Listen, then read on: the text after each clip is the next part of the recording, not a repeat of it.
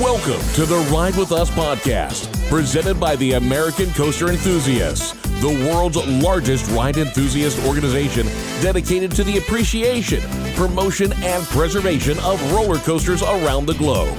This episode, we bring you coverage from Orlando, Florida, and IAAPA as we welcome in your host. Hello, enthusiasts. It's your host, Jessica Gardner, and we are back for part 2 of IAAPA Expo 2024.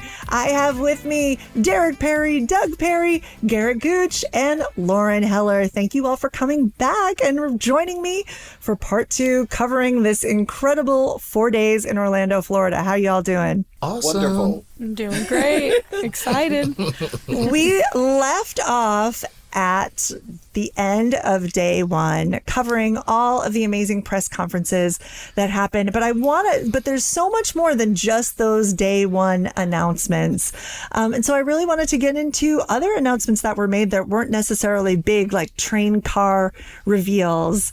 And I'll start with Sally Dark Ride. Did any of you all get to go by the Sally booth? Yeah, I loved their blaster collection that they had, and I really thought the stories that you did were so cute with like the guess the blaster and then finding out what each one was. Oh, thanks. Yeah, that was fun. Basically, it came from, I was looking at the blasters. They didn't have them labeled, but some of them, said like Turkey Trot. And I was like, oh, this is from Holiday World. Or, I was just trying to remember where each of them were. And such happy memories involved with all of those blasters. But their booth was really cool this year. They had a full layout of their Sesame Street dark ride from Portaventura, Spain. And I thought that was really fascinating to sort of see like an overview. Has anybody been on that dark ride? I have. I did that just this past year in May, and it is a lovely attraction. So much fun, so cute, really well themed, great story. Just, typical Sally Dark rides. You collect cookies or something? Or you shoot cookies? What do you do? Yes. I think you're shooting the cookies. You're shooting cookies. You're shooting the cookies. But it has a great pre-show where you're like on Sesame Street, and they have animatronic characters that do their thing and talk to you. That were I was watching some of the little kids' faces, and they were so impressed. I love Sally Dark Ride. I love them. And I was fortunate enough to be able to chat with Lauren Weaver about their announcement for their mini dark ride. So let me explain, because then we have an interview that I'm going to drop in the audio for that. But basically they had a sign up that said mini dark ride. I said, what is this, Lauren? And she explained about how they're taking their dark ride layout and condensing it so that now we can have dark rides in smaller spaces, but still have exciting adventures. So here's that audio right now. Check out this interview from Lauren Weaver from Sally Dark Rides. I am here in the Sally Dark Rides booth with Lauren Weaver, the VP of Marketing for Sally Dark Rides. How are you doing, Lauren? I'm great. Thanks for being here. It's always good to see you. So there's some new news coming out of Sally that you all have created a mini dark ride. Can you kind of explain this to me? Yeah, for years we've always heard that people want dark rides but maybe don't have the space. And finally we came up with a solution that still has all the bells and whistles of a traditional dark ride, all the fun things that we want to do and show and lighting and animatronics and incredible media, but we've condensed it and compacted it into a 2,000 to 3,000 square foot space. Well, how big normally is a dark ride? Like how many square feet does it normally take up? You've ridden a few of our dark rides. I've ridden many of them. I just rode Volcanoe this summer, Treasure Hunt the Ride, of course. I mean, all my favorite rides are Sally Dark Rides. Oh, thank you. Well, I love that you're a fan. I love that you're able to experience our attractions around the world. Our SpongeBob is only 6,500 square feet for reference. Okay. Ghost Blasters, as an example, is like 8,000 square feet. Sesame is 14,000 square feet. Oh, wow. Or maybe even 19,000 square feet, actually, now that But so they're large. Yeah, they're so some large. theme parks don't have that space. Some and other entertainment centers don't have that space. FECs and malls, and so many of those are being transformed right now. We're going to see the malls really take off in the next few years. And this is something that can fit in that space and still entertain families together and still be a Sally Dark ride. Yeah. But we kind of create some magic here. Come check out our new model. Here. So we've got a lot of different themes that the ride could be. Obviously, this is kind of showing off SpongeBob, our typical 6,500 square foot attraction, and now into this smaller, compact space. So how does it work? Is it screens? We do. Yeah. We have a couple curved screens. We also have two turntables on either side that can change out scenery and animatronics. So at one point you might see SpongeBob on the grill, but the next time your ride vehicle goes by, we've switched the scene and it could be plankton coming out of the barrel. So we have utilized a very tight space to deliver a really fun family experience. And we've been working with Angry Birds and Care Bears. I saw Care Bears. Yeah, I'm so excited about Care Bears. Oh, me too. My nostalgic love to see heart. the Care Bears have an adventure. Oh my Sally gosh, Dark me ride. too. You can only imagine that color. And of course, we have our own storylines that could be implemented here. But yeah, we've gotten a lot of great feedback. A lot of kind of a new, expanding into a new market almost, and being able to have provide a solution to people that just only have a limited space. Awesome. Well, good luck here at the IAAPA Expo, and I hope we hear some news about maybe some places where we can go and ride some of these. And I can't wait to tell you more about what we're doing in the coming years, so stay tuned. Big things are happening at Sally Dark Rides. Thank you so much, Laura. Thank you. Let's talk about some of the other press conferences that happened during IAAPA Expo week that really stuck out to us. I'd say one that was very talked about was the one from Morgan's Wonderland. Derek, can you explain who Morgan's Wonderland is and their announcement? So Morgan's Wonderland is a theme park in Texas, and it's an ultra accessible theme park. They're guided by a mission of inclusion, and the park strives to bring together guests of all ages and all abilities through the power of inclusive play, which is so needed. And we love Morgan's Wonderland. And they had an announcement, and I was talking with Rachel Hawkins, the ACE volunteer, and Morgan's Wonderland introduced Morgan's Inclusive Institute, and it offers inclusive training, customer service tools, customized, scalable plans that can be tailored to meet the needs of different industries and consultants. And it's where current practices can be evaluated in an ultra accessibility certification program. And I know that some ACE members, we're thinking, like, can ACE be a part of this? And can we participate in the Inclusion Institute? So we're going to look into that. And the CEO of Morgan's Wonderland, Brent Fields, made an announcement saying that Morgan's Inclusion Institute is designed to share valuable insights and best practices with businesses, organizations, nonprofits, government entities, and individuals eager to integrate inclusion and accessibility into every facet of their work and life, which I love. And I know us in ACE, we want to be part of that. So it was a very cool announcement, and we're looking forward to learning more information about it. That's huge. That's wonderful. My understanding was that the owner or the creator of Morgan's Wonderland has a daughter in a wheelchair, and found that there were some parks that were doing things that were accessible, that they had some rides that were accessible to his daughter, but weren't inclusive. And so I love them using Morgan's Wonderland, using the word inclusive over and over and over, with the idea that, well, something, yes, might be accessible if you put it separately over to the side over there and don't have, kids playing together or kids riding together or families riding together. Like, oh, that's the ride you get to go on over there in your wheelchair. You know what I mean? Then it's not inclusive and it's not bringing people together, and that's not necessarily the point or what they're trying to aim for. So I love this mission of inclusiveness. I'm here for it. And however ACE can be involved, I think we would all agree, we're all nodding, that we want to help, spread the message. So Morgan's Wonderland, reach out to us. Make sure you're keeping in touch with ACE because we're interested. What other announcements were made this week? Lauren, did you see the Intimate announcement? Yes, I did. About the Efteling's Dance Macabre. So what was this? So they kind of gave a little more storyline because that one had opened back, I think, in October, Halloween of this year.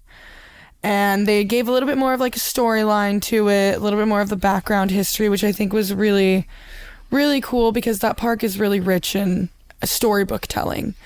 And really immersing you into that. And I think Intamin was the perfect manufacturer to do that because their theming, as we've seen with like Velocicoaster, for example, is out of this park. So out of this park? Out of this world. Out of this park. They hit it out of the park. Yes. What else did we see? Oh, this is, I guess, a smaller announcement, but I think it was still pretty interesting. I guess it's not small to the people involved. Extreme Engineering, right? Who we know from the Cloud Coaster, their climbing walls, and just their engineering and structure that they have in our theme park and entertainment community. They changed their name. First of all, they moved from Texas to Orlando, Florida, which I think is a huge move and a big statement about the direction of their company. And then they announced they're changing their name from Extreme Engineering to Extreme Legacy. So I'm not laughing. I think that's great. I'm just laughing because it's, it seems small, but I think it's a big deal. What other announcements were there? What did anybody see in different booths? So I went to the Great Coasters International booth, and I was so surprised and so excited to see ACE member Cole Gribble's work in the booth. Did anyone else see this? The models that he created? He did so good. Amazing. Oh my gosh, what a great opportunity for him. Yeah, Olivia from Great Coasters International, she wanted to bring some younger designers, some engineers.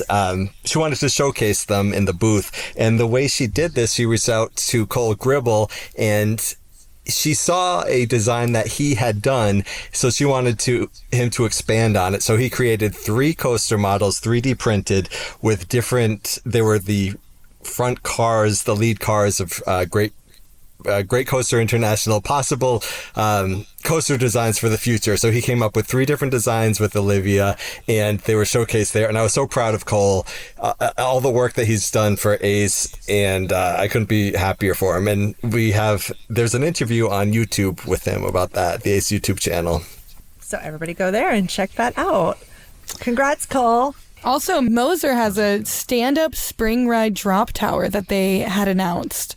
And it's supposed to be, I'm assuming it's like the seats like pipeline where they spring because they're calling it a spring ride. So that seems pretty interesting, right? We didn't get to ride it, but does seem pretty cool. How's that going to work? Like, is it when you get to the top it's spring or on the way down it's spring? Where's the spring? Yeah, I wasn't able to get a chance to talk with them about it, but that's all we know. So are your feet on... Are your feet still dangling? Yeah. Okay, so your feet are still dangling. Oh, no, there's a little platform. That's what I'm looking at. We're looking at a picture online right now of it, and it looks like maybe your feet are on a platform. Yeah, and then it's surrounded by regular seated chairs. Yeah, it's very interesting. I mean, I've just never thought about dropping on a tower standing. That might be an interesting feeling. I know, right? What does that do to your knees? Yeah. We're going to find out. I mean, the weightlessness would be insane. Right? That would be cool. I love that. No one's mentioned Gravity Group yet, so I was about to. You were about to? All right, mention it. Yeah, I had a really good conversation with Michael Graham over at Gravity Group. Fantastic guy. And I came to me to be a surprise that Switchback at ZDT's is currently for sale. Little sad news to hear that apparently the owners of ZDT's, they want that coaster to find a new home. And I didn't even believe it at first. I told him, oh, so that's a pretty good joke. That's a cool meme you guys put up on the screen there. And he was like, no, this is for real. Switchback is for sale. Do you want it? You have room in your backyard? So if anyone has any great ideas, let your park representatives know this ride is for sale. I'd love to see it get a good home. Can I say where I'd like to see it go? Let's hear it. How about Fun Spot Atlanta? All right, now I know I live in Atlanta, okay? I know I live in Atlanta. So I know it's one of my home parks. Why not? They need some more. Let's go. Let's do it. I think Silverwood would be a cool one. Ooh, okay. I think that would be a cool one. All right, maybe put it in Silverwood. Great terrain. Thankfully, we have a little bit more. If that sounds confusing to you, never fear, listeners. We have a little bit more information on that because I was lucky enough to get to sit in their dragon. They had a car on display that was not for a current ride. It was from a prototype. Michael told me they built that maybe 6 or 7 years ago, and they put it in storage. China. And China was like, no, wrong kind of dragon. Right. That's not what. So, but they have this gorgeous car, and I was able to get an interview with Michael Graham sitting in it and record it for you all listeners here, and you're going to hear a little bit more about how Gravity Group is going to be involved with whoever wants to buy Switchback. So take a listen and a little bit more about Gravity Group as well. So enjoy. Hey, it's Jessica Gardner from the Ace Ride With Us podcast, and I am here on IAAPA Expo Day 4 in the Gravity Group booth with Michael Graham, founder, engineer, principal of the Gravity Group. Michael, tell us about how your IAAPA Expo has been. It's been a good show. It's been a lot of traffic, and obviously the centerpiece here is the Red Dragon. Yeah, tell us a little bit about this. So this was a concept we came up with actually about 10 years ago. It's just a concept. It's not going to a park this next year. That's the first question everybody asks. So we wanted to, this was actually when we were doing a lot of rides in China, kind of in a former chapter, pre-COVID and everything. And we know they love dragons. And we're like, okay, let's sculpt this dragon. We gave some sketches. We got this whole thing crafted. And they're like, I don't know, I guess they didn't seem interested. We thought the Chinese like dragons, but I think they like their own flavor style of dragon. So I think they were put off by the Western fantasy style of dragon. Well, they're looking for more like the parade dragon or something like that. But I have no idea. Yeah. We think it's cool, and we thought we'd bring it back this year. It's a stunner. Yeah, of course, last year in the booth, we had the Bobcat. Yes. Let's talk, actually, before we get into that, just for anybody out there who's watching who's not super familiar with the Gravity Group, the way that most of us are, just tell us a little bit about the background of Gravity. Okay. So the Gravity Group has its history back at Custom Coasters. Custom Coasters lasted from 1992 to 2002. In 2002, it was a rough time at Custom Coasters. The company went bankrupt. We were all on the street trying to figure out what's next. And the engineering team is Chad Miller, Corey Kiepert, Larry Bill, and myself. We were the 4 engineers, and we like what we do. Let's continue this. So we started an engineering firm. We called it the Gravity Group, and 22 years later, going from 4 people. Now we're at about 25 people year-round at our facility in Cincinnati. We also have 2 to 3 field crews, up to about 40 seasonal employees as well. So yeah, we build your whole coaster for you. So it used to be an engineering firm, and now it's a full turnkey, supplier. And I want to thank all of Gravity Group for coming and speaking to the American Coaster enthusiasts at our spring conference this year at Kings Island. What an amazing presentation that was. I believe we have footage and audio from that in our ACE archives, so make sure you check that out if you want to learn more about Gravity Group. But let's talk about this year, this past year, starting with Bobcat, of course, which was the car that was in your booth at IAAPA Expo 2023. Yeah, so Bobcat, Six Flags Great Escape up in upstate New York. We installed the ride. I was going to go somewhere else, and I don't even remember where I was going. So how'd it go? So if you haven't been on it, just go ahead and plan your trip. Just go. You will enjoy it. It's a really special park, and it created this really cool, lively centerpiece for the park. It just kind of uplifted the entire area. It had an intimate bobsled, that got retired, which is sad. However, it was a very much a maintenance nightmare and a capacity challenge. And so it really refreshed the whole thing. The park loves it. It was fantastic. Everything about it we just love. So it runs 2 trains. It's got the Bobcats on the front of the trains. And then also, this is the first roller coaster that we've had from the ground up be a 100% engineered pre-cut track. Yes. So engineered pre-cut track is pretty awesome. I'm going to touch about a lot of the popularity in a second. But this is also the first roller coaster that we've done where every piece of the structure was also prefabricated. So it's precision crafted, right off the machine, no guesswork. It's just really a really precise ride, and it really gives a great ride too. So if you don't like airtime, you don't like speed, you don't like out of control thrills, don't ride it, because it has all of those in spades. I definitely like all of those things. You just named all my favorite things. So therefore, you need to go ride it. I definitely need to go ride it. Yes, that's the logic path there. Yeah. So you were talking about the pre-cut track. Yep. This is a fan question. Yep. Somebody heard I was about to have an interview with the Gravity Group, and they said, ask about the glue. The glue, yeah. I was like, okay, so Michael, tell me about the polymer glue that's special or something? I will tell you about this. I will tell you all about this. I got you, friends at home. I got you. Yeah. So traditionally, roller coasters have been laid with track that's horizontal. So basically you have structure and you take an individual layer and you bend it over to make the up and down hills. Okay, yes. And then that's also often used in the curves. So you have the curve is actually cut, the shape is cut of the track, and that's what you ride on after the steel's out. Okay. That can be demonstrated right down there underneath the Dragon. You can see some horizontal track. Sure.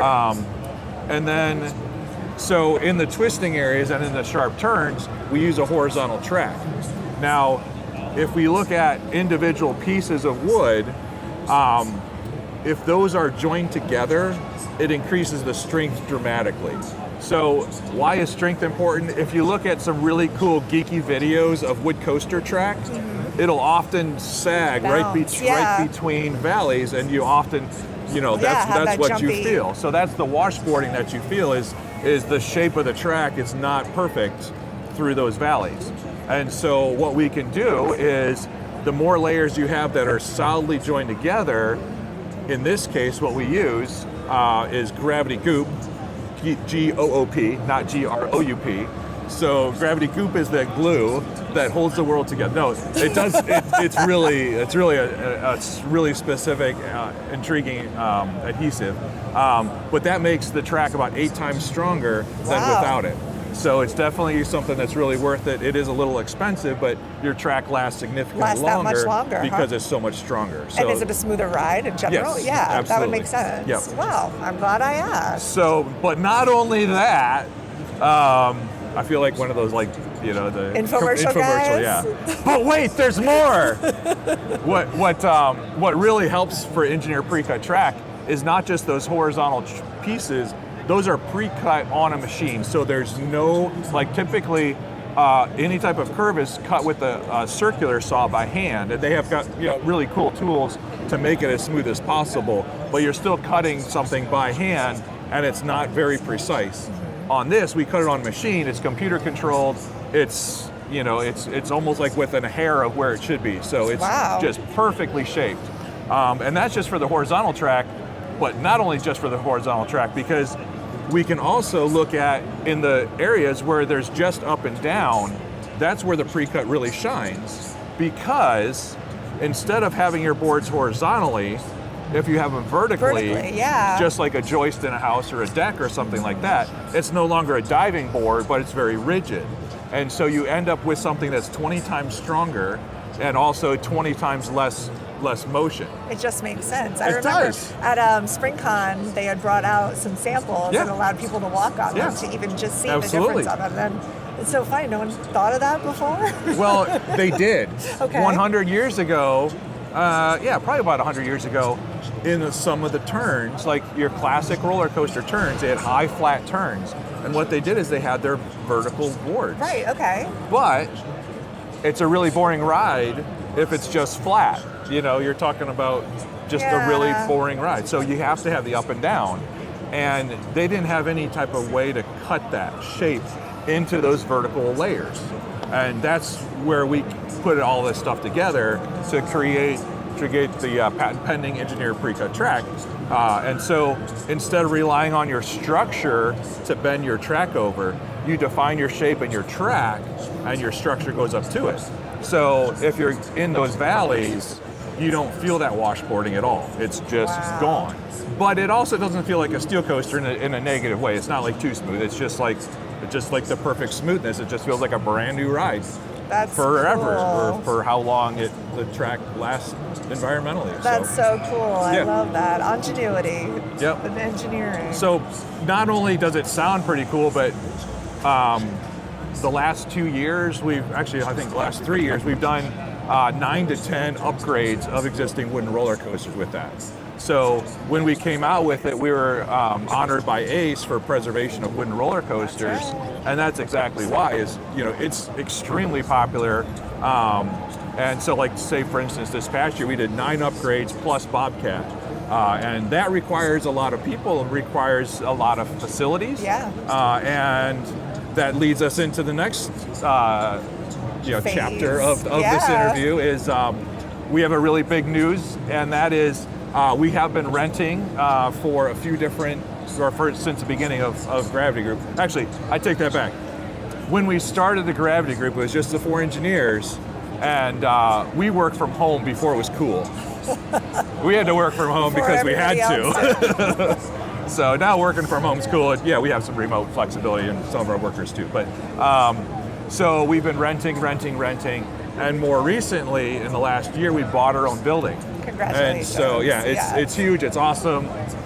Where's it at? The building's not huge, but it's a good size. Still in Cincinnati? Yeah, Cincinnati. It's 2 miles north of where we work. Oh wow! So we didn't have to perfect. relocate anybody or anything, but the material flow, the offices, everything has just been a huge upgrade for us.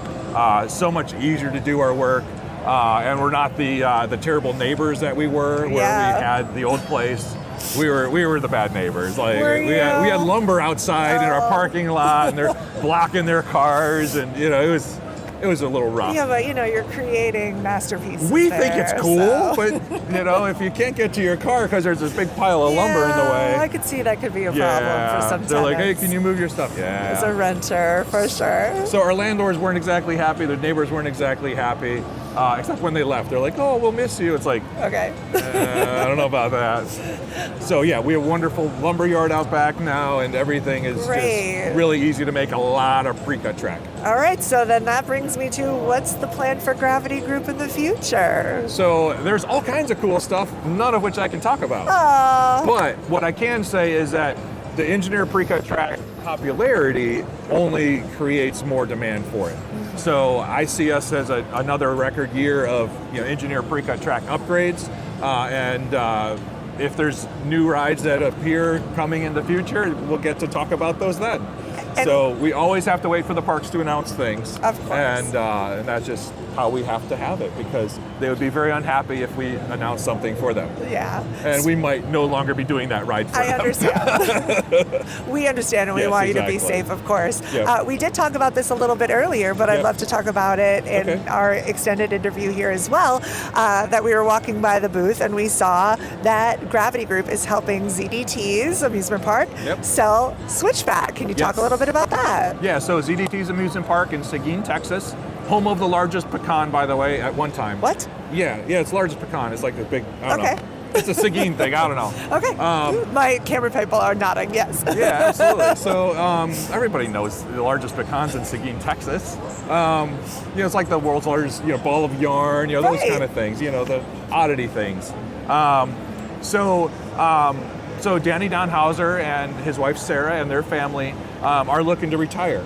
And so they're looking for a new home for Switchback, looking for a good home for this special piece. Yeah. And which of course was made by Gravity. Yeah, yes. We produced the ride in 2015, and it is still the world's only wooden shuttle coaster. Only one in the entire world. It also has the record of the steepest drop on a wooden roller coaster at 87 degrees, and that's on the spike. The spike is nearly vertical. So yeah, it's a really special ride, and wherever its forever home does happen, we've been talking about engineering pre-cut track, so naturally we would be helping the park, and we would be putting engineered pre-cut track on this new ride, which would be even better than the original. Right. So it's a great bargain. The question is, how do you get a hold of this ride? And that would be contacting Danny Donhauser. You can do it through their social media, or you could just do it through us, and we can put him in touch. That's amazing. So he's looking for, this is a really special ride to him, and he's looking for a good home. A special ride, a record-breaking ride, own a little bit of piece of ZDT's history there too. Yeah. And an awesome piece, and that gravity will be involved every step of the way. I mean, it sounds like a good deal. Yeah. As a coaster enthusiast, we want this coaster to survive for sure. So. It's also a very tiny footprint, which is usually really good to fit it in a park. See, it just keeps getting better. This deal keeps getting better. There you go.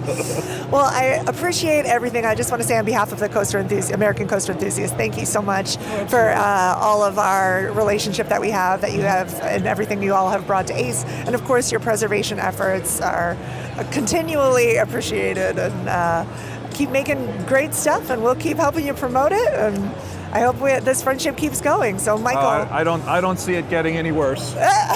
No, just kidding. No, we've appreciated ACE, from the get-go. Plenty of us were coaster enthusiasts and ACE members even before we were at Custom Coasters or in the industry. So it's been a great relationship. I've had great memories, at ACE events all through my entire life since back to high school. So, ACE is at a really special place. Awesome. Thank you so much, Michael, for taking the time to talk to us today.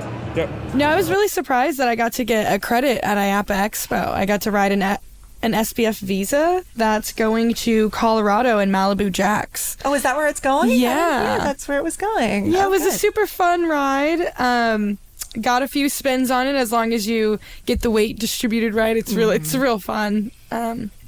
I did not know there were going to be rides inside on the show floor, so that was a cool. Yeah, they had a couple of them. What was that one, like swinging pendulum one that almost looked scarier than the big pendulum rides because like you are so close to the ground. That little what are they called? Discoveries, like the 360. Is that what it is? I think so.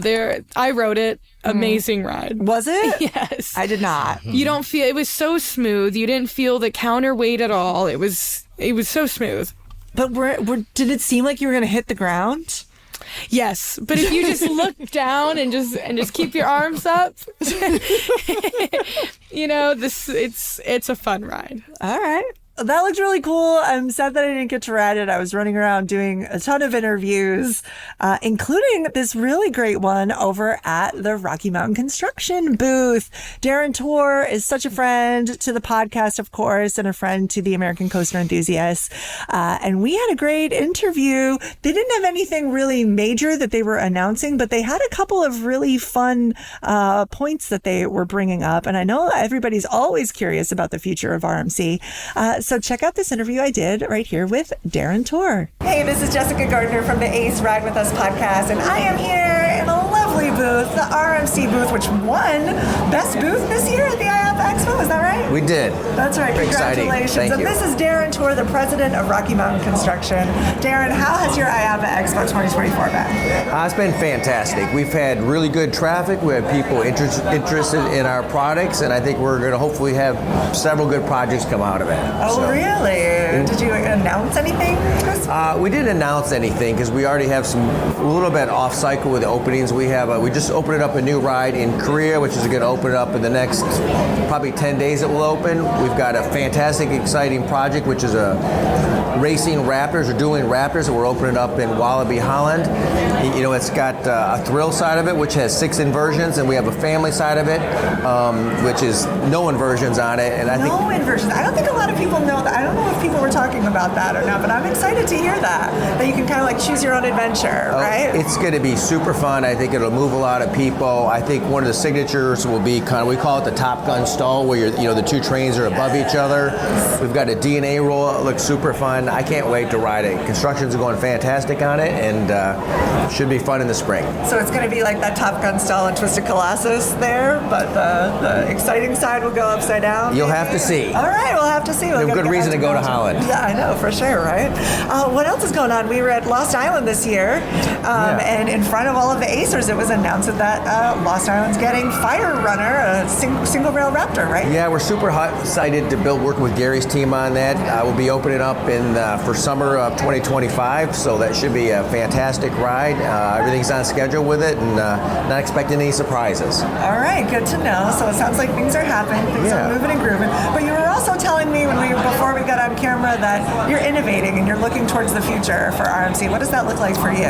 Yeah, I think if we're like a shark, you got to be constantly swimming forward. And I think from an innovation standpoint, we never want to rest on our laurels. So we're always trying to push the envelope with something that's new, exciting, differentiated.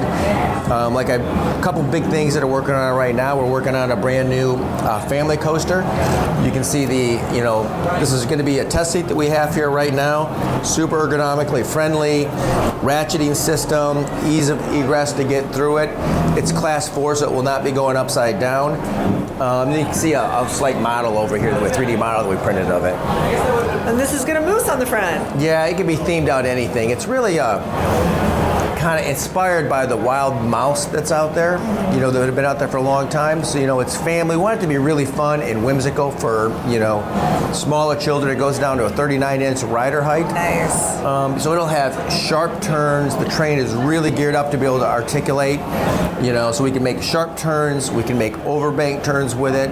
Based on our track, kind of asymmetric track. So if you like the Twisted Colossus pre-lift hill, if you like that, I love it. You're going to love it. So it should just be fun.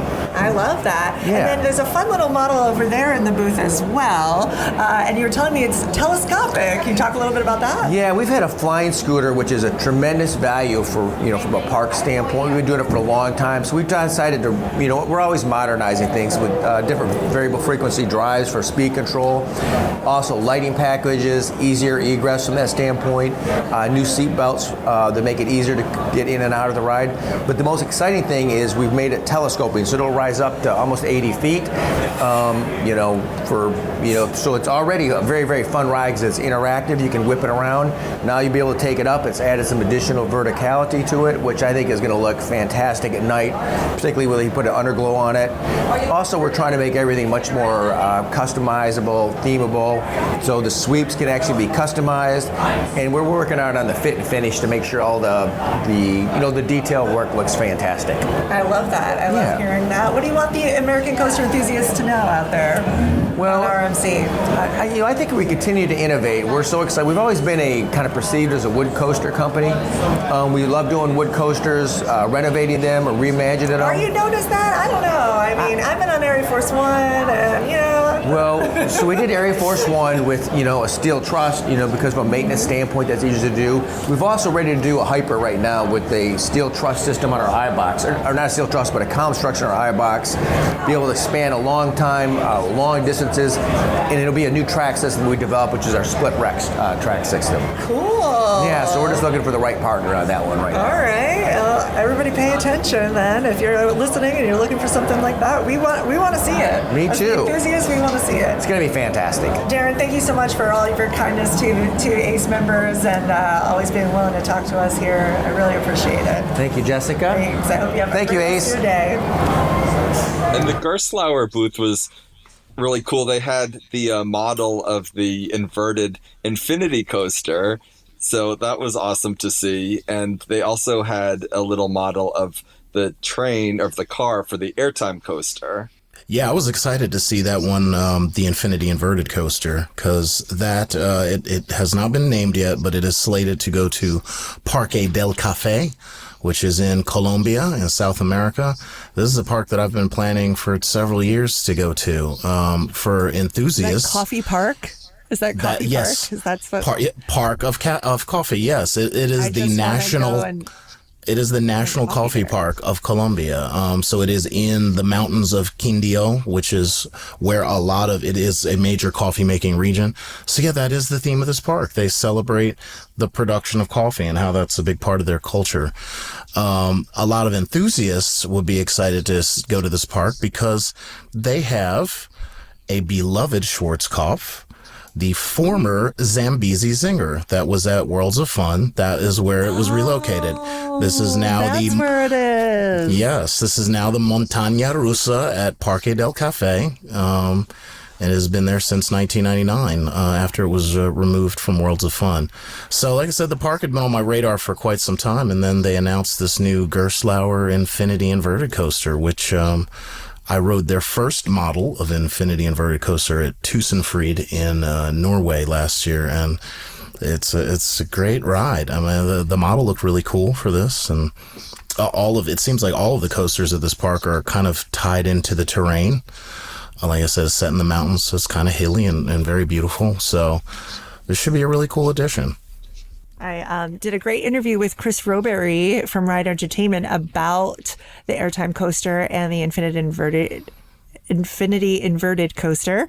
And if you want to check those out, I believe those will be on YouTube as well as we did some stories that I think Doug saved in the highlights. So check those out there. And honestly, check out all of ACE's social media to see everything that you missed from IAAPA Expo. And speaking of ACE, of course, we have to talk about the booth that the American Coaster Enthusiasts had on the floor. Why do we have a booth on the floor, Derek? Tell everyone. We have an ACE booth on the floor for a couple different reasons. One, to welcome new members, to introduce people, to let them know what ACE is, all about preservation. We have a video going on in there that shows all the events that happened over the past year, but we have ACE volunteers in there who are giving away swag, meeting people, answering any questions about the world's largest roller coaster club, and we are also there to talk to manufacturers, to talk to parks, and let them know what ACE can do for them. So we are basically there for like whatever ambassadors. Yeah. Yes, ambassadors, exactly. So whatever the parks need, we're there. And it's really cool to see over the years how the relationships have grown with these manufacturers. Before, they may not have known that much about ACE or the individuals in ACE, but now they know so many of us by name. They're requesting interviews. They're coming up to us, talking to us. It's really cool how the relationship has grown over the years, and I think it's in large part because of the volunteers at IAAPA Expo from ACE. There's also always an amazing train car from Philadelphia Toboggan Coasters, or PTCI, I should say, with some lovely bears in it. That always gets people's attention. Everybody wants a picture with the car and the bears. And this year, there was a really cool model in the booth as well. Does someone want to talk about that? Ace Looping. Yeah, Jared Holliday, who is an ACE member, built this Schwarzkopf-inspired working model, and people could come over and send the coaster through the loop, through the course. And what really impressed me was that there was a transfer track. There were two trains, and one train would stop on that transfer track and move over and allow the other one to go through. It was probably the most complex model I've ever seen, and it's an ACE exclusive, so it's only available right now at the ACE booth. What did you all think of it? Yeah, shout out to Jared. It was a special model. Like you said, I don't think I'd seen one with that much detail and the operational detail. I mean, he actually built an operations box with the same typical buttons you would have on an operation box in an actual coaster, like the light up buttons and to dispatch and to e-stop and it wasn't just standard parts that you could buy like from some of these coaster toy manufacturers like K'NEX or whatever. He had 3D printed the spine of the track and a number of the elements, and so it was really custom and took a lot of little mini engineering to go into it. So shout out to him. That was a really cool thing that I know a lot of people loved stopping by the booth and just sending that and watching it. Wow. Well, that kid's going places. Just like, instead of a resume, he just needs to show up at a park with like that model and just like put it down and be like, here you go. Like at a manufacturer. Like, hi, this. Him and Cole. I'm so proud of these ACE members who like taking this initiative and doing these things on their own time. And I bet in a few years we'll be interviewing them, and trying to get interviews with them and put them on the podcast for, all the cool stuff that they're doing in the industry. So I love that. Shout out to them. I think that's so cool. And while we're on the topic of the Ace booth and of Schwarzkopf inspired things, we cannot go through this podcast without mentioning that on the Wednesday night, the second night technically of IAAPA Expo 2024, there was an incredible screening at Fun Spot America Orlando. Thanks to them for hosting the ACE members for the East Coast premiere of The Legacy of Schwarzkopf, the documentary made by Acers. We were all there. We all saw it. That was my first time seeing it. What an incredible night. Started off with a lovely buffet sponsored by, I think, Fun Spot America Orlando, or not sponsored, but, you know, you paid for a ticket for dinner, but they gave us a great dinner, and then sat down, and I found out an hour before that I was going to be moderating a Q&A with the filmmakers, but that was okay because I had a lot of questions for them. And that was really fun to ask them about the making of the Schwarzkopf documentary. What did you all think of this night? I mean, how crazy to be at a theme park seeing this. Lauryn, what was your experience? Oh, I thought it was awesome. I've watched Legacy of Arrow on YouTube, and that was really cool. But to see this premiered live with other enthusiasts that were there to clap and cheer this on, and it was awesome. It was a really cool experience. I enjoyed the film a lot. I did too. I thought it was great. I know they're still even like working on it, which is amazing, and going through as it still premieres throughout the country. I know there's a NorCal one coming soon. There's one in San Diego, I think, coming soon. So before it ends up on YouTube, it will be premiering around the country, which is really exciting. I was also specifically excited for the merch. I did not know there would be so much Legacy of Schwarzkopf merch, and I thought that it was great. And shout out to Joseph Ciza and Xander Lee for bringing all of that, because all of those proceeds went to the archives, and that was just phenomenal to see how many Acers wanted to get that merch as well. And, you know, it just sort of, I think, inspired us all to, you know, donate a little, you know, and see what we could give to the charity and doing these great things. So that was awesome. There was also an auction for a blueprint of a Schwarzkopf. It was like a print of a blueprint that was really cool. It was like one of, what was it, 64 or something like that someone bought. And then Yes. I believe David Lipnicki. Yeah, he sure did. Yep. Thanks, David, for bidding on that and getting it. And yeah, it was just a great night. Anybody else? Derek, what was your thoughts on this whole night? It was so great to see everyone come together and, like you said, watch this amusement park film in an amusement park. It was such a special night.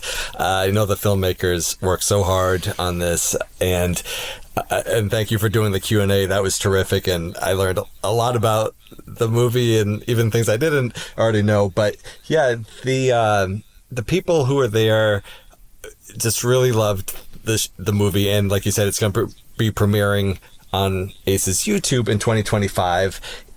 But there are screenings, like you said, at East Coaster in Eastern Pennsylvania. That'll be on February 1st. No Coaster Con in Chicago in January. So there's lots of opportunities to see it before it gets shown on YouTube. And I want to give a shout out to Kim McGowan and Brashay Reed, who put the event together. They did an awesome job. And like you said, the merchandise, the food, it was so much fun. And I saw a lot of people wearing the Legacy of Schwarzkopf pins that were giving away at the ACE booth to everybody who came by the booth. But that was cool to see everyone there with the logo that Jason Wright created. It was just a huge team of all ACE volunteers coming together. And it was the highlight of the week for me, I think. We even got Dick Knoebel to wear a Legacy of Schwarzkopf pin. You did? Yeah, on his hat, on his famous hat. Whoa. Well done, booth people. I appreciate that. I appreciate that for sure. I also want to give a shout out to Ace Florida. They had an event at BJ's Brew House that we went to on Thursday night, which was the third night of the event. And shout out to all of them who came out, even if they weren't going to be at IAAPA Expo, they still met up and, just got, and one of the members, oh no, I'm going to forget his name. One of the members brought a bunch of memorabilia that he had. He had like posters from like opening day of Maverick at Cedar Point and all these different like haunt things, and he just wanted to give them out to everybody. He had Hershey Park mostly posters, but he'd been collecting posters for years and just gave them out to everyone. I'm sorry I'm forgetting your name, but thank you so much for that as well. In terms of other after hours events, Lauryn and I were also invited to the TEA after hours event. For those of you who don't know, TEA stands for Themed Entertainment Association. And many people in the themed entertainment world are involved with this, but it's interesting that a lot of people don't know what it is. And I think it's because it's also a little confusing. It's also the THEA, like the Thea Awards are from the TEA. Anyway, I'm not doing a great job of explaining it, but thankfully I was able to grab an interview with the CEO of the TEA, Melissa Oviedo, and she broke it all down for us. Here is that interview right here. And it's really fascinating, actually. So I hope you enjoy. IAAPA Expo 2024. I've been invited to the International Mixer for the TEA, and I have with me the CEO of the TEA, Melissa Oviedo. Melissa, how's your night going? Oh, it's amazing. We're so excited. So many guests here. Yeah. Okay. So I have some questions. First of all, can you explain to some people what the TEA is? Because I don't think everybody knows. Yeah, so TEA actually stands for Themed Entertainment Association. So we are the creators, the builders, the storytellers, the immersive artists that bring to life stories for attractions, theme parks, zoos, aquariums, museums, live entertainment, location-based entertainment, basically anything that you want to take your family to create memories for. This is the community that creates that for you. And who are the members? They are those architects, those builders, Walt Disney Imagineering, Universal Creative, the design and architects, the ones that have signed non-disclosures that actually can't talk about it at all. You're saying they're talking about it in here and I should go and eeavesdrop on some people? Is that what you're saying? Well, the best thing about where you are right now is we get to actually celebrate those contributors of the projects, which is how I think we're going to talk about this, the Thea Awards. Yeah, okay, so the TEA, Themed Entertainment Awards, but then the Thea, Themed Entertainment. Can you explain this? Can you break this down for me? Because tonight there were some announcements and I was like, what's Thea and what's TEA? What's the difference there? So the Theas are, as a community, we're all about celebrating excellence of each other and the contributors that do it. So Walt Disney and Universal and SeaWorld and Museum, they all create such amazing things, but it's really the contributors behind the scenes that create this on a day-to-day basis.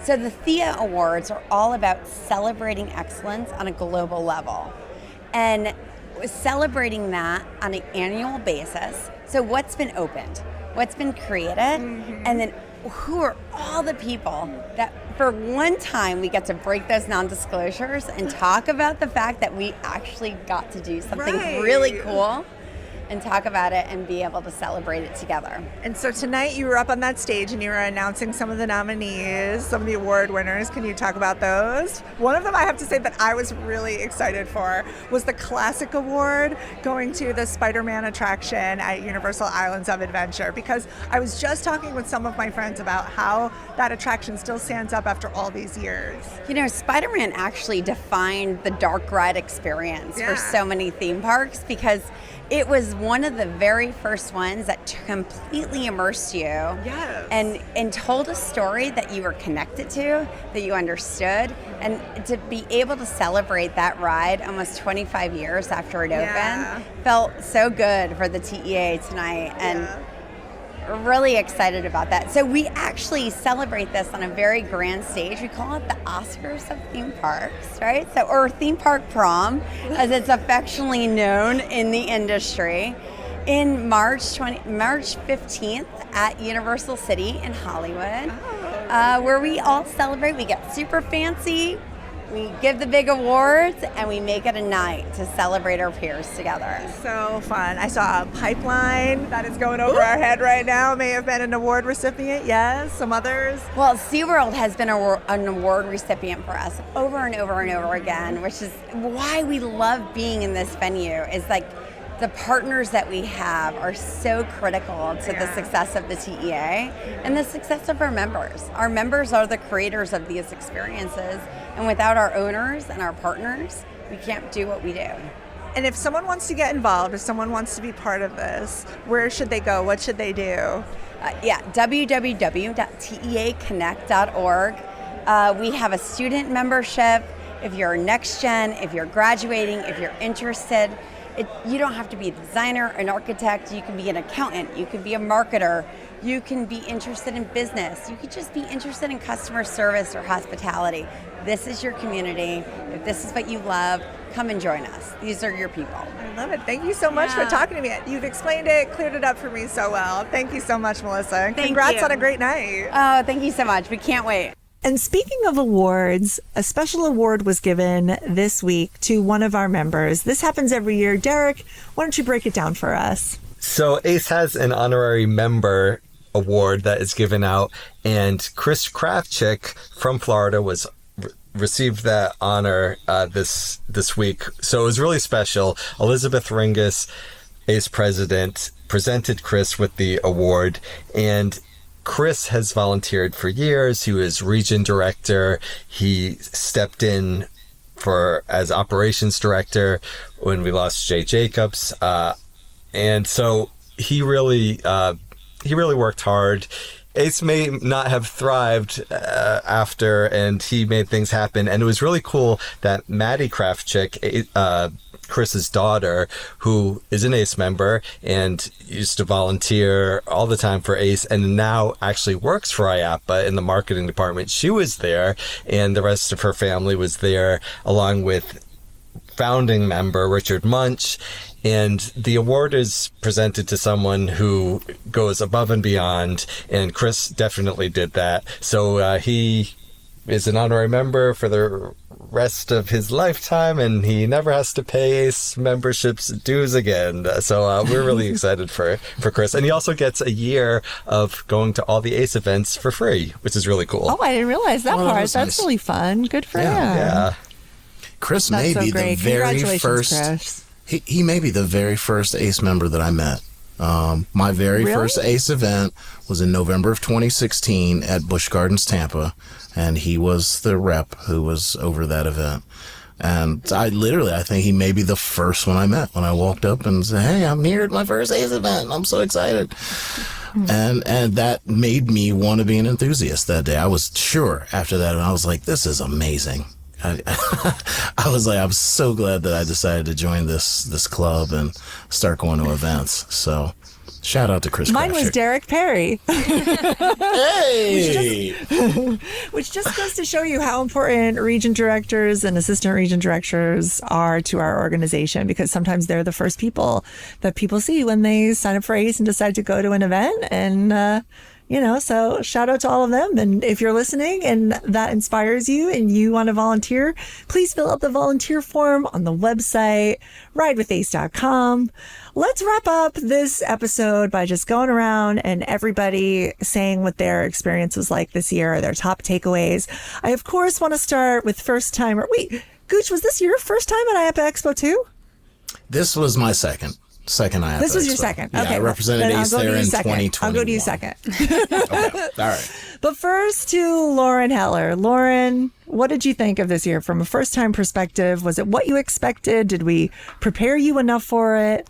Oh, you guys prepared me so well. Thankfully, you told me to expect a lot, and I did. And so I wasn't too overwhelmed. Of course, the show floor is huge, so that you just have to learn that by walking it. Can't really prepare for that one, but you guys did let me know that's going to be a lot of walking. It's going to be a lot of things to see, and don't try to see it all. And yeah, I think I was really prepared. For the first time, it was a better show. From what I've heard, it wasn't as busy, so it was very chill, I would say. Well, not chill. It was manageable. Manageable. Good. And you spent a lot of time in the booth. And did you meet a lot of people? Oh my gosh, yeah, that was my favorite part. I was making this joke with you that I called it IAAPA because I was yapping so much. I loved talking to people there. It was great. You've officially been hanging around the Perry stage. That's good. IAAPA. IAAPA. Oh my gosh. How have you not made that joke before? Lauren nailed it. So how about for you, Gooch? That's Second great. timer.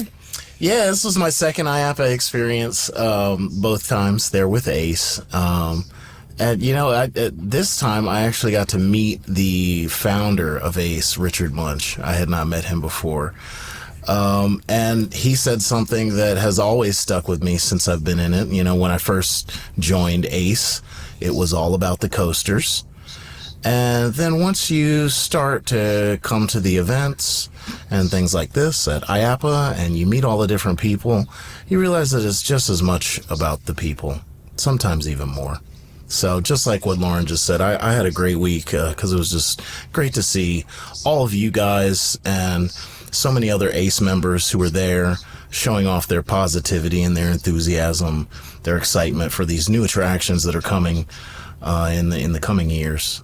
So that was my favorite part. I love seeing the people, interacting with everyone. It's a fantastic industry. Isn't it? Doug, how about for you? Because as much as we're enjoying all of this and saying how great it was and how much we love this industry, it's a lot of work, isn't it? It is a lot of work, but it was a phenomenal week thanks to all of the ACE volunteers. One thing was that I really enjoyed, which I don't know if we mentioned, was the SBF Visa Zero Gravity ride. Did we mention that? Oh, no, we didn't. It was yeah, that's the right. rotor. It was like a Gravitron type of ride, right? So you're standing and the floor drops, but it has the translucent walls, so everyone on the outside can see the silhouettes of everyone on the inside. So weird. Is anybody else looking for puke? I don't know. The kids that were climbing to the top of it and like smushed like a bug were really good. Yeah, it's like seeing a windshield. Like I said, the ACE volunteers and then even the ACE members who were there who weren't volunteering, but like Gooch said, that just them bringing their positivity. It made it all fun, even though it was insanity and just nonstop working and running around. And Derek, how about for you? Well, the first thing I noticed immediately was the great location for the ACE booth, which was right across from Intamin. So that was awesome that we're right in the middle of everything. Mm-hmm. But I have to say, I appreciate you four so much and everything that you did, and all the other ACE volunteers, from setting up the booth to welcoming people to the booth, covering it for social media. This year, I think I've gone 5 or 6 times, but this year it was it wasn't easy, but it was more manageable, like you said, because everyone was taking their role seriously, getting done what they needed to do. It was really a team effort, and I was really proud of all of you, everyone who volunteered. It made my heart happy, and I appreciate it so much. Elizabeth Ringus, ACE president, did an awesome job with over the past couple of years, redoing the booth, making it more welcoming, adding Jared's roller coaster model, which I think brought in like a new, some younger people. They were excited about that. It was just an awesome experience, and I look forward to IAAPA Expo 2025. I agree. I think this year our team, I think I was the most relaxed. I mean, looking back on it, most of the announcements were things that maybe we sort of saw coming. So there were no huge, oh my gosh, we have to be the first to get this out. You know what I mean? So maybe that contributed a little bit to why it seemingly was more calm. But I think in general, it's because ACE, in terms of social media, especially, I feel like we're becoming a well-oiled machine, and or getting there at least, or stepping up our game. And I'm just really really proud of us. I felt like everybody who was there, including Robert Engel again, Nicholas Lashkowitz was there on the floor with us getting things done. Shout out to Corey Brown, who helped with some filming, and then of course the people setting up the booth. It seemed to go faster, like the setting up and breaking down, just every bit, like you said, just so many people were very hands-on and just very focused and ready to work. And that's really what it comes down to. So I had a great experience this year. Derek, for people who are listening, for ACE members who are listening, who might want to be part of this volunteer team at IAAPA Expo, if they're willing to take on the challenge, what would you recommend to them? Good question. I definitely recommend people volunteering throughout the year with ACE, so you get kind of some hands-on experience working with social media during an event, or helping with registration at an event and talking to people. I remember last year, Gerik, you asked, did you miss the registration period last year? So the most important thing is make sure that you receive the ACE bi-weekly newsletter, because that's where the information about applying to be a volunteer will be. So make sure that you get that email that Jess sends out every week, or every 2 weeks. And this year, I think we're going to do it a little earlier. Usually it's in August, but this year I think it's going to be in this spring. So keep an eye out for that. And when you apply, it would be great if you had some volunteer experience with ACE prior to that, but if not, there's the whole summer where you can volunteer and work with us too. So IAAPA Expo is something I think that every coaster enthusiast should get to at some point if possible. And this is a great way to do it. By volunteering with ACE, you get in the entire week, you meet a lot of new people. I think we're just looking for people who are passionate about ACE and want to volunteer their time and learn more about the amusement industry. So make sure you check out those the ACE biweekly newsletter, and make sure you sign up if you're interested. If you have any questions, please let us know. You can always email questions@aceonline.org, and we'll be sure to answer those questions too. Totally, because even if you can't come as a volunteer, or if working as hard as we are sounds a little stressful to you and you just want to enjoy and be able to walk all around, you still can attend as an attendee. So check out the website, check out IAAPA HQ's website, or their Instagram, IAAPA HQ on Instagram, and that should tell you a little bit more information about attending just as yourself. And then make sure you just come and say hi to us, because we'd love to see you. Well, I think that concludes our coverage of the IAAPA Expo 2024 on the ACE Ride With Us podcast. I just want to thank all four of you, Lauryn Heller, Gerik Gooch, Derek Perry, and Doug Perry, for joining us on this episode. We appreciate it so much and loved all of your perspectives.